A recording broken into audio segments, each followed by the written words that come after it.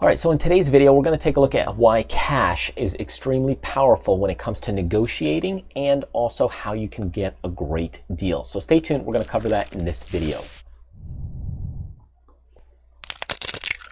All right, so if you've ever bought things when it comes to cash, especially things like on Facebook Marketplace, if you go ahead and look at Craigslist, Kijiji, any of those marketplace sites, you know and understand the power behind cash. But cash can be extremely powerful in the ways that you use it for multiple reasons. And this is why I encourage you to go ahead and use cash during certain negotiation techniques, because you're going to be able to get a better deal. So there's a handful of reasons why cash is extremely powerful. And one of the first reasons is because of the emotional or the psychological power behind cash. So when you go ahead and look at cash itself, the minute you go ahead and hold up the cash in front of somebody, it starts becoming more emotional. People are more attached to something physical or tangible rather than, let's say, hey, I'll swipe the credit card and give you $50 for that product or item.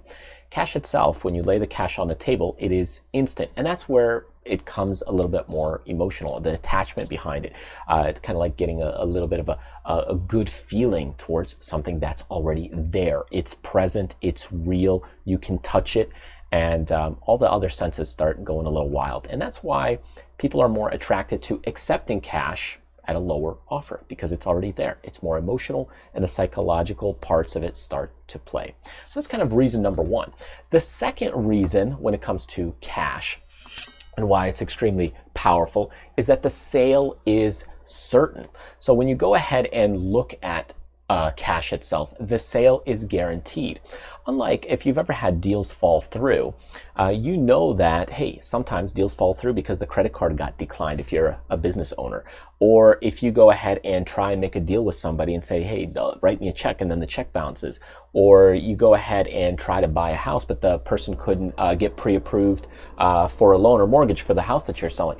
So a lot of times when somebody's buying with cash, you know that the deal is much more certain. The deal is going to go through. So the sale is much more certain. So people that, for example, let's say they try and sell a house, and if the loans fell through on their previous 2 or 3 buyers, they might be willing to take a lower offer from a cash buyer because they know the deal will go through. It's much more likely, in other words. So in either case, that's another big reason. Let's take a look at number 3 here. And number 3, the power behind cash is that there's less issues. So similar to looking at the sale is certain, there's also a lot less issues. If you've ever tried to buy things online, like on marketplaces like Facebook, you know that sometimes what people do is they go ahead and say, hey, well, I'll go ahead and pay you, and then you go ahead and ship the item.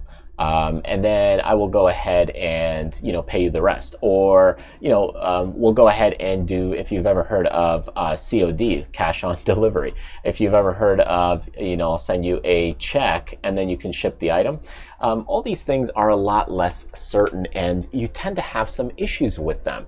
So I know that there's a lot of people on Marketplace that will complain and say, hey, somebody said they would pay me for this. They sent me a check, I shipped the item, and then 5 days later that check bounced, or something went wrong with the payment, or there was a fraud or a reversal on it, and now you don't have your money and you don't have your money. So when it comes to cash, you are pretty much guaranteed the sale, just similar to what we talked about earlier. There's a lot less issues. There's a lot less headaches. Hey, who do I make the check out to? Okay, then I have to go deposit it. Then I have to go and make sure it's cleared. Whereas with cash, boom, somebody comes up to pick up your item. Here's the cash, here's the item. Thank you, see you later. It's done. It's a lot faster. There's just a lot less problems that go on with it. Let's take a look at number 4 reason here. And number 4, it's cheaper for businesses. So for example, I run a business online, and on my business transactions at the time, we are paying about 2.9% per transaction, plus about 30 cents. So anytime somebody rings their credit card, we're paying about 3% to run that card. So that starts to add up very quickly. Now, unfortunately, or you could say fortunately, I am in the online space and in the online business space. So all the transactions pretty much have to go through a credit card terminal or some sort of digital payment. If I could accept cash, I would, because it saves me 3%. If you've seen gas stations out there where they say cash price, or credit card price, it is because of this 3%. So merchants, they have to pay an acceptance fee. And if you're dealing with American Express, you might pay, I think, 4.9 to 5% just to accept that credit card. And that's why many merchants online, they don't even accept American Express these days. Yes, it does cater towards businesses, and some people, if they don't want to alienate businesses, then they will accept it, but it's just the fees are more expensive for the business to run the card, and that in the end drives up the price. So if normally you would be paying $100 for an item, you might actually be paying $119 for the item, because we have to cover, as a business owner, we have to cover those extra fees that the merchants need in order to process the credit card. All right, let's take a look at number 5 here. And when we look at the power behind cash, is that number 5, not that I recommend it or I'm fully promoting it, but when it comes to reason number 5 in the power of cash is that it's under the table. So people that, let's just say in certain industries or businesses, it's under the table from the IRS or the CRA. If you're in Canada, from the government, it's under the table. So let's just say you did a quick little job, like a cleaning job or washing the car, and you wash the car and you made $20. And maybe this was like once every 3 months, you kind of do it here and there. It's basically under the table. You don't really have to declare it.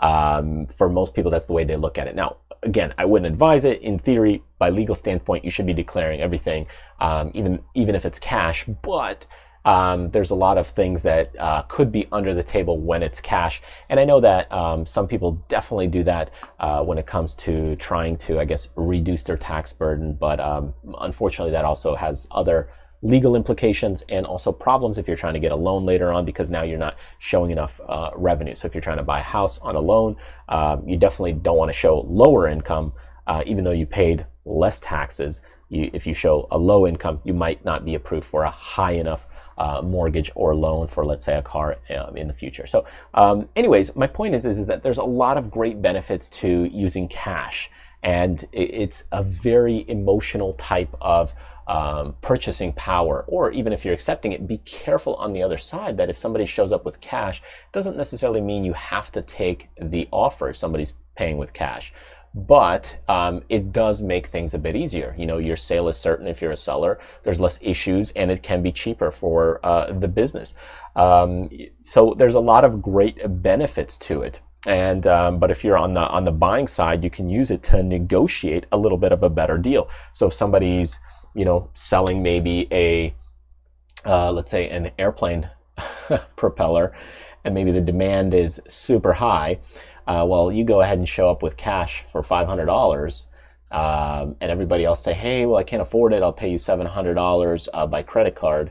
But all those things keep falling through. Well, if you show up with $500, you might be more likely to get the deal. It can be just more emotional and more likely to make the sale happen because the sale is certain. There's less issues. And of course, it is cheaper. So accepting a credit card usually just is more expensive. So anyways, those are some of the great benefits to using cash as far as negotiating goes. And I hope you go ahead and use those techniques and strategies. But yes, if you're trying to buy something with, let's say, $20,000 cash, $50,000 cash, if you're trying to buy a car, you might need to go with a certified check because you might not want to go ahead and carry that much cash around. Not to mention, sometimes there's some questionable things if you do a large enough deposit with cash. Banks do have to report those things to the government. So be very cautious in the large sizes of cash that you're dealing with, because once you get into the larger sizes, it's a little more abnormal, and governments associate that to funneling money or drug dealing and that kind of thing. So just be a little bit more careful. But other than that, for certain items, a couple $100 or even just a few dollars here and there, you can definitely get a little bit of a better deal when it comes to cash. I've seen it happen overseas many times in European countries. If you're trying to buy, there's a lot of haggling going on, and it's because of cash, right? Not by credit card, but there's just the natural tendencies of haggling. You're just much able to get a better deal. So thanks for sticking with me in this video. Hope you enjoyed it, and feel free to grab some great freebies and trainings that I have on my website. Just check it out. Click the links right here, and I will see you next time.